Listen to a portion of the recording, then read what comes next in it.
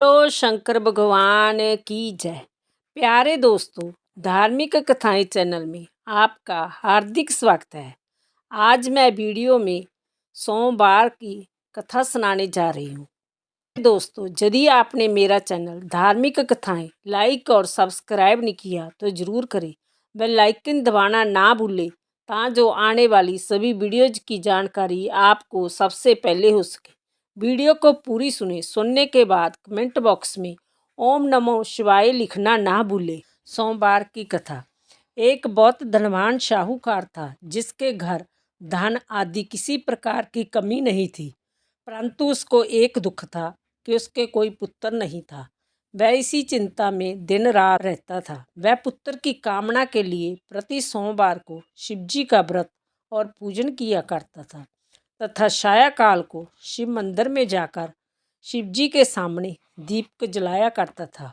उसके इस भक्ति भाव को देखकर एक समय श्री पार्वती जी ने शिवजी जी महाराज से कहा कि महाराज, जय साहूकार आपका अन्य भक्त है और सदैव आपका व्रत और पूजन बड़ी श्रद्धा से करता है। इसकी मनोकामना पूर्ण करनी चाहिए। शिवजी ने कहा, हे पार्वती, जय संसार कर्म क्षेत्र है। जैसे किसान खेत में जैसा बीज बोता है वैसा ही फल काटता है, उसी तरह इस संसार में जैसा कर्म करते हैं वैसा ही फल भोगते हैं।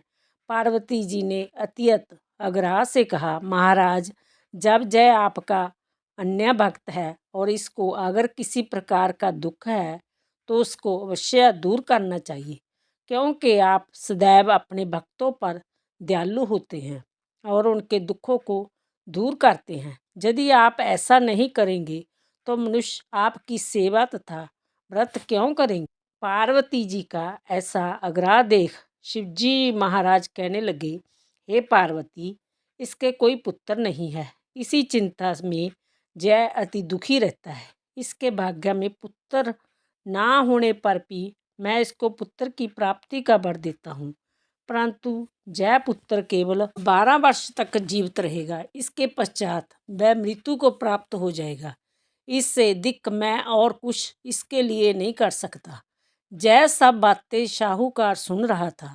इससे उसको ना कुछ प्रसन्नता हुई और ना ही कुछ दुख हुआ। मैं पहले जैसा ही शिवजी महाराज का व्रत और पूजन करता रहा। कुछ काल व्यतीत हो जाने पर साहूकार की स्त्री गर्भवती हुई और उसे 10वें महीने गर्भ से अति सुंदर पुत्र की प्राप्ति हुई। साहूकार के घर में बहुत खुशी मनाई गई, परंतु साहूकार ने उसकी केवल 12 वर्ष की आयु जान कोई अधिक प्रसन्नता प्रकट नहीं की और ना ही किसी को भेद ही बताया। जब वह बालक 12 वर्ष का हो गया तो उस बालक की माता ने उसके पिता से विवाह आदि के लिए कहा, तो वह साहूकार कहने लगा कि अभी मैं इसका विवाह नहीं करूँगा, अपने पुत्र को कांशी जी पढ़ने के लिए भेजूँगा।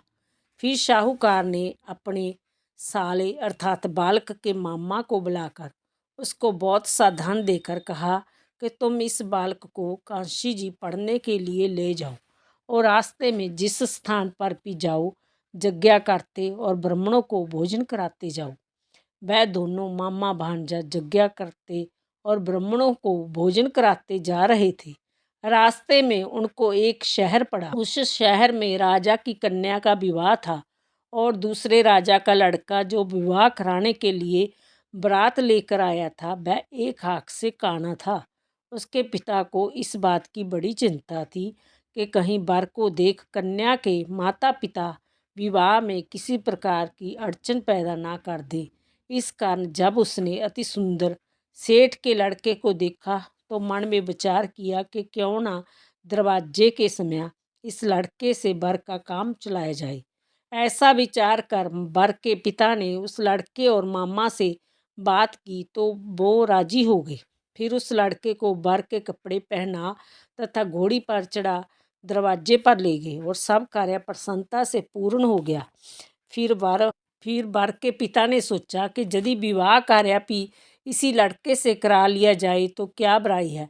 ऐसा विचार कर लड़के और उसके मामा से कहा, यदि आप फेरों का और कन्यादान के काम को भी करा दे तो आपकी बड़ी कृपा होगी और मैं इसके बदले में आपको बहुत कुछ धन दूंगा। तो उन्होंने स्वीकार कर लिया और विवाह कार्य भी बहुत अच्छी तरह से संपन्न हो गया। परंतु जिस समय लड़का जाने लग गया तो उसने राजकुमारी की चुंदड़ी के पल्ले पर लिख दिया कि तेरा विवाह तो मेरे साथ हुआ है, परंतु जिस राजकुमार के साथ तुमको भेजेंगे वह एक आँख से काना है और मैं कांशी जी पढ़ने जा रहा हूँ। लड़के के जाने के पश्चात उस राजकुमारी ने जब अपनी चुंदड़ी पर ऐसा लिखा हुआ पाया तो उसने राजकुमार के साथ जाने से मना कर दिया और कहा कि जय मेरा पति नहीं है, मेरा विवाह उसके साथ नहीं हुआ है, मैं तो कांशी जी पढ़ने गया है। राजकुमारी के माता पिता ने अपनी कन्या को विदा नहीं किया और बारात वापस चली गई। उधर सेठ का लड़का और उसका मामा कांशी जी पहुंच गए। वहां जाकर उन्होंने यज्ञ करना और लड़के ने पढ़ना शुरू कर दिया। जब लड़के की आयु 12 साल की हो गई उन्होंने यज्ञ रचा रखा था। लड़के ने अपने मामा से कहा, मामा जी आज मेरी तबीयत कुछ ठीक नहीं। मामा ने कहा अंदर जाकर सो जाओ। लड़का अंदर जाकर सो गया और थोड़ी देर में उसके प्राण निकल गए। तब उसके मामा ने आकर देखा तो वह मुर्दा पड़ा है। तो उसको बड़ा दुख हुआ और उसने सोचा कि अगर मैं अभी रोना पीटना मचा दूंगा तो यज्ञ का कार्य अधूरा रह जाएगा। अंत उसने जल्दी से यज्ञ का कार्य समाप्त कर ब्राह्मणों के जाने के बाद रोना पीटना आरंभ कर दिया। संयोगवश उसी समय शिव पार्वती जी उधर से जा रहे थे।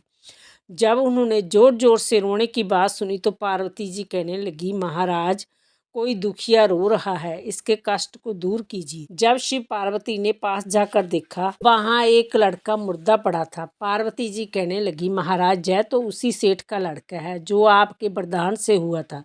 शिव जी कहने लगे, हे पार्वती इसकी आयु इतनी ही थी सो वह भोग चुका है। तब पार्वती जी ने कहा, हे महाराज इस बालक को और आयु दो, नहीं तो इसके माता पिता तड़फ तड़फ कर मर जाएंगे। पार्वती जी के बार बार आग्रह करने पर शिव जी ने उसको जीवन वरदान दिया और शिव जी महाराज की कृपा से लड़का जीवित हो गया। शिव पार्वती कैलाश पर्वत पर चले गए। तब वह लड़का और मामा उसी प्रकार यज्ञ करते तथा ब्राह्मणों को भोजन कराते अपने घर की ओर चल पड़े। रास्ते में उसी शहर में आए जहाँ उसका विवाह हुआ था। वहाँ पर आकर उन्होंने यज्ञ आरंभ कर दिया तो उस लड़के के ससुर ने उसको पहचान लिया और अपने महल में ले जाकर उसकी बड़ी खातिर की। साथ ही बहुत से दास दासियों सहित आदरपूर्वक लड़की और जमाई को विदा किया। जब वह अपने शहर के निकट आए तो मामा ने कहा कि मैं पहले तुम्हारे घर जाकर खबर कर जाता हूँ। जब उस लड़के का मामा घर पहुंचा तो लड़के के माता पिता घर की छत पर बैठे थे और जय प्रण कर रखा था कि यदि हमारा पुत्र सुकुशल लौट आया तो हम राजी खुशी नीचे आ जाएंगे, नहीं तो छत से गिरकर अपने प्राण खो देंगे। इतने में उस लड़के के मामा ने आकर जय समाचार दिया कि आपका पुत्र आ गया है। तो उसको विश्वास नहीं आया। तब उसके मामा ने शब्दपूर्वक कहा कि आपका पुत्र अपनी स्त्री के साथ बहुत सारा धन साथ लेकर आया है। तो सेठ ने आनंद के साथ उसका स्वागत किया और बड़ी प्रसन्नता के साथ रहने लगे। इसी प्रकार जो कोई भी सोमवार के व्रत को धारण करता है अथवा इस कथा को पढ़ता या सुनता है उसकी समस्त मनोकामनाएं पूर्ण होती है। बोलो शिव जी भगवान की।